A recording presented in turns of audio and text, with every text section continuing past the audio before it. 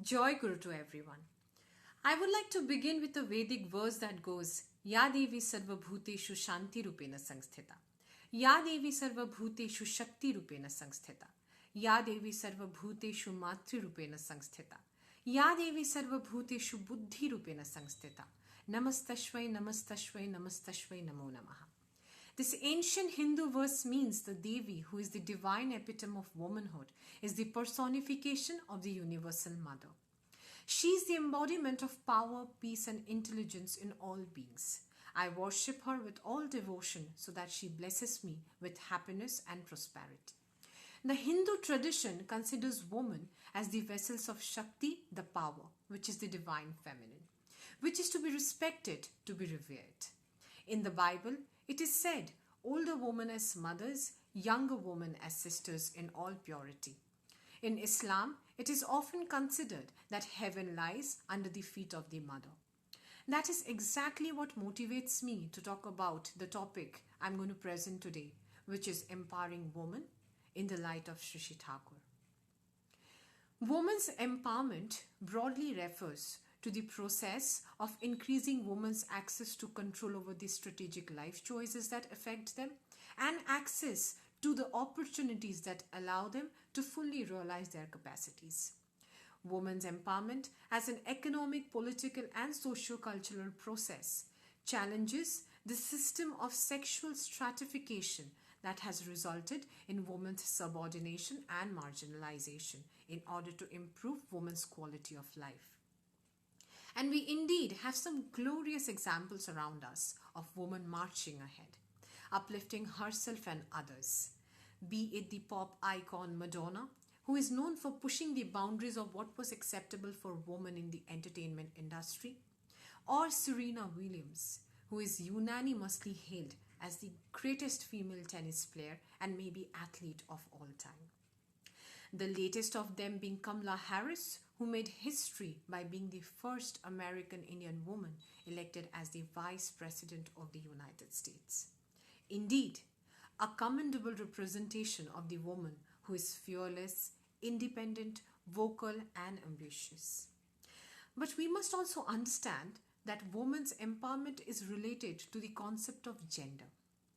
Gender is an ensemble of all the characteristics that not only talks about the hardcore attributes but also considers the softer side of it. Woman empowerment should be the heart of human transformation to uplift one's own and others' being and becoming, to propagate life and growth for oneself and others. A woman's power equally lies in her kindness, compassion, care, nurture, and so on.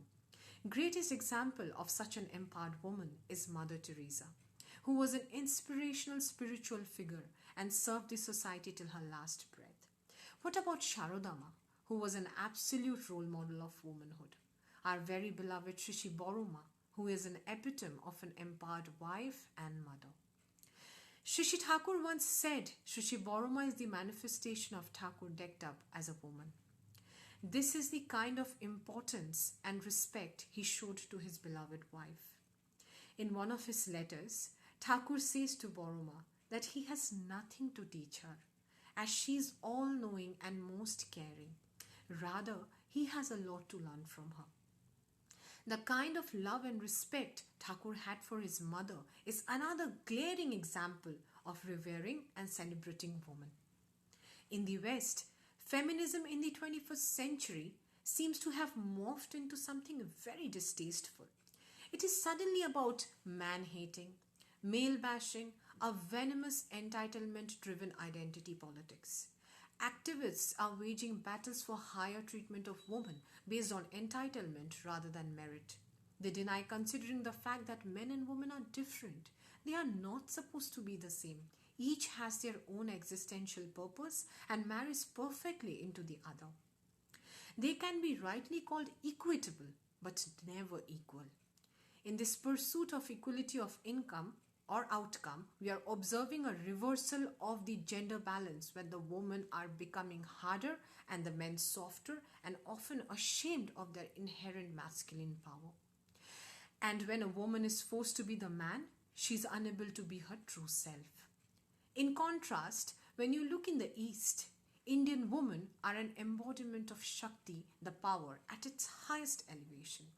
Women in the West are struggling to find their divine feminine essence, while it is effortlessly manifested within Indian woman. An Indian woman proudly wears her femininity. Her real power lies in her vulnerability, beauty, softness, and sensuality. She knows that she does not need to give up who she is to be the person she wants to be. She is secure and does not feel the need to prove anything or to bring someone else down to validate her own self-worth. On this note, Thakur says, "And where the female follows man with a darling dish of nourishment, voice of vitality, influence of love, push for the ideal, tears of affection and sympathy, proclaiming with the blow of conch, run forward, in exhaustion, I am the shelter, I the rest and life, the arbor of love and refreshment." That is the characteristic of a woman. Shri Thakur analyzes the word woman from its Sanskrit version nari. According to him, the word nari has been derived from the root word nru, which means growth. Hence, the word nari means the one who nurtures and nourishes. A woman is she who helps in growth and development. He believes that a woman has an unimaginable contribution for the upliftment of human society. She plays a multidimensional role in different stages of her life, namely individual, conjugal, domestic, social, and national. A woman nurtures the society in various ways in the form of daughter, sister, wife, mother, and housekeeper. This way, she plays the most crucial role in the growth and development of the society and state. Therefore, Shri Thakur says, "Do never toss the females, rather be regardful, modest, and serviceable to them, because they are the mothers and nurturers of humanity, caress and solace in sufferings, the keen conscientious good of the people." In his perceived opinion, the woman is a manifestation of the all-resourceful goddess of wealth and the universal mother. Because the constant nurture, inspiration, service, care, love, affection, encouragement, and exaltation of a devoted wife enlivens the husband, making him invincible in the struggle for existence. The wife serves to enhance the husband's mental and physical strength, valor, longevity, and joy. In Shri Thakur's ideology, a concentric loving wife is just like the all-enduring earth who helps the husband in surmounting his existential roadblocks. Therefore, Shri Thakur views, through the wealth of her benign qualities, our dirty homes become transformed into holy, sweet, and beautiful sanctuaries of bliss, and our families turn to be so many paradises of peace when flows a perennial current of all-round progress. As far as unmarried women go, Thakur has empowered them with the right to choose their groom in his divine words when he says, "When a woman is capable of conceiving, nature endows her with the power of selecting her husband. And if she wants to select her husband according to her own wish, only then can she do so." In fact, when there are still instances of girls forcefully getting married at young age, or women surrendering to the institution of marriage unwillingly, only because her marriageable age is passing by, Thakur has bestowed upon us with a choice when he dictates, "If your attachment for ideal inspires you tremendously, if you cannot give anyone else a place in your heart, and if a maddening urge to establish that ideal in your environment and in the world has entirely captured you, then as I think, even without marriage, you can be more enlightened by enlightening others, living a pure and pious life." Shri Thakur has dedicated an entire book for the woman called the Nari Niti, or the Woman's Code, that itself speaks volumes about how important a woman is for the existence and growth of the family and the environment at large. How she can play a crucial role in the being and becoming. I consider myself a modern woman of today who is economically independent, progressive, outgoing, But at the same time, my empowerment should also reflect in my service, my way of conducting myself, thoughts, and words as prescribed by Thakur in the Woman's Code. As an empowered woman, I never shy away from practicing and propagating my Supreme Beloved's teachings and principles. The young generation sometimes feel if we perform jajan to our friends and contemporaries, we might sound old school, whereas we should wear our identity of being a satsangi like a crown. It must give you utmost bliss to present him at large like we generally feel when we show off a new phone or a car to our close ones, as he is our biggest asset. I have never felt that Thakur's teachings and principles ever came in my way of modernity or progress. Rather, he is the one who has bestowed upon me whatever I am today. Some may perceive that religious organization always means orthodox beliefs and conventional mindset. Hence, my friends warned me when I told them that I am moving to Canada and I would like to pay my visit to Thakurbari in Devghar before I leave. They said, what if they stop you because you're a single woman traveling abroad? I smiled at them and said, if they deem right for me to stay back, it will be for my own best, and I shall respect it without a speck of doubt. That visit to Devghar was the biggest example of empowering a woman to me. Reverend Babai Dada was delighted to hear the news and guided me with such a practical approach like one would do to a man.